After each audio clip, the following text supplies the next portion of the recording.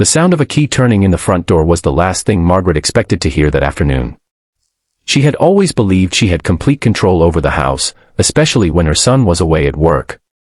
But the moment she heard Ethan's footsteps approaching the living room, her confident expression vanished.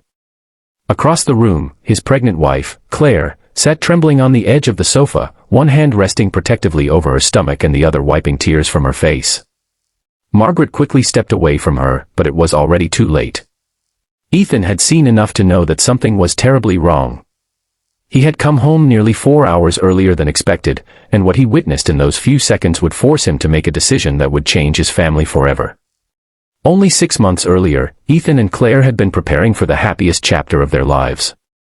They had recently moved into a beautiful home with large windows, a peaceful garden, and a small room they planned to turn into a nursery.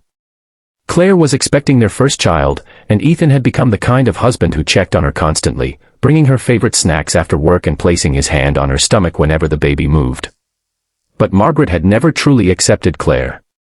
From the beginning, she believed her son had married someone who was too independent, too emotional, and not good enough for their family. She smiled whenever Ethan was around, but when he left for work, that smile disappeared. At first, the cruelty was subtle. Margaret criticized Claire's cooking, complained that she was spending too much money on the baby, and constantly reminded her that she was living in a house Margaret considered part of her family's legacy. Claire tried to ignore it because she loved Ethan and did not want to create a conflict between a mother and her son. Whenever Ethan asked if everything was fine, Claire forced a smile and said she was simply tired. She believed the tension would eventually disappear. What she did not realize was that Margaret was becoming bolder every day. One rainy morning, Claire had struggled to carry a basket of laundry upstairs. She was nearly 7 months pregnant, and her back had been hurting badly. Margaret watched from the hallway but offered no help. Instead, she told Claire that pregnancy was not an excuse to become lazy.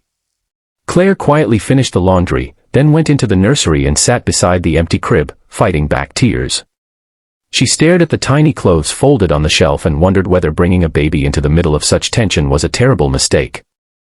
Still, she kept telling herself that Ethan loved her and that everything would eventually be okay. Then came the day Ethan unexpectedly finished work early. A meeting had been cancelled, and instead of spending the afternoon at the office, he decided to surprise Claire. He stopped at a bakery and bought the strawberry pastry she loved. He imagined walking through the door, seeing her smile, and telling her that he had brought something for her. But as soon as he entered the house, he heard a frightened voice from the living room. He followed the sound and froze. Margaret was standing over Claire, who was sitting on the sofa with tears streaming down her cheeks. A small suitcase lay open on the floor beside her. Margaret had apparently been telling Claire that she needed to leave the house before Ethan returned, claiming that Ethan would be happier without her. Claire was clutching a small ultrasound photograph against her chest, her hands shaking as she begged Margaret to stop. Ethan could barely process what he was seeing. The woman he had trusted most in the world was trying to drive his pregnant wife out of their home. For several seconds, nobody moved. Margaret turned pale when she saw him. She immediately tried to explain that there had been a misunderstanding, that Claire was being overly sensitive, and that she was only trying to help. But Ethan looked at the suitcase, then at Claire's tearful face, and finally at the ultrasound picture she was holding. Suddenly, months of little things came rushing back to him. Claire's forced smiles. Her sudden silence whenever Margaret entered a room. The nights she had cried when she thought he was asleep. The excuses she had made for his mother again and again. Ethan realized he had been so determined to believe that his family was fine that he had ignored the woman who needed him most. He knelt beside Claire and gently took her hand. She tried to apologize, but he shook his head. For the first time, she did not have to explain herself. He could see the truth written all over her face. Ethan told her that she had never deserved to feel afraid inside her own home, and that their baby deserved to arrive in a place filled with peace rather than fear. Margaret began crying and insisted that she had only acted out of love for her son.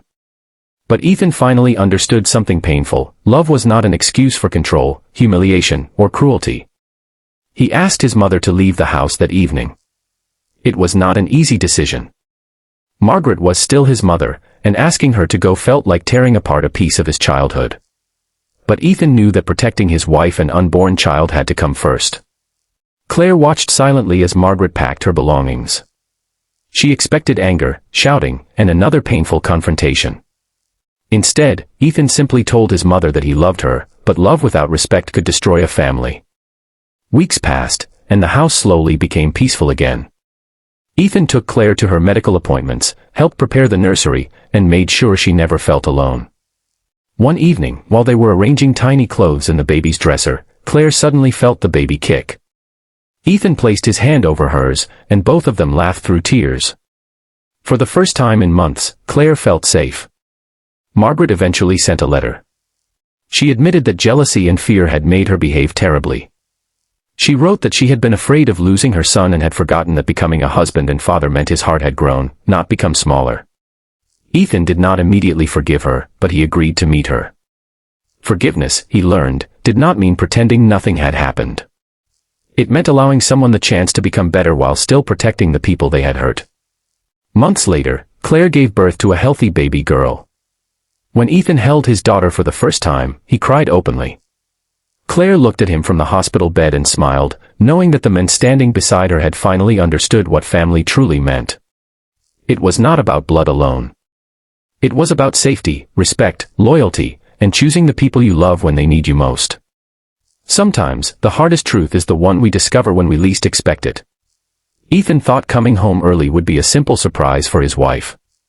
Instead, it revealed a painful secret that had been growing inside his home for months.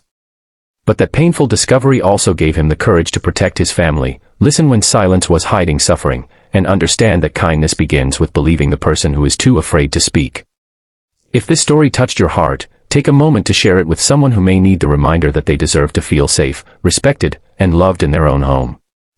And if you believe that protecting someone you love is one of the greatest acts of kindness, leave a comment telling us what you would have done if you were in Ethan's place.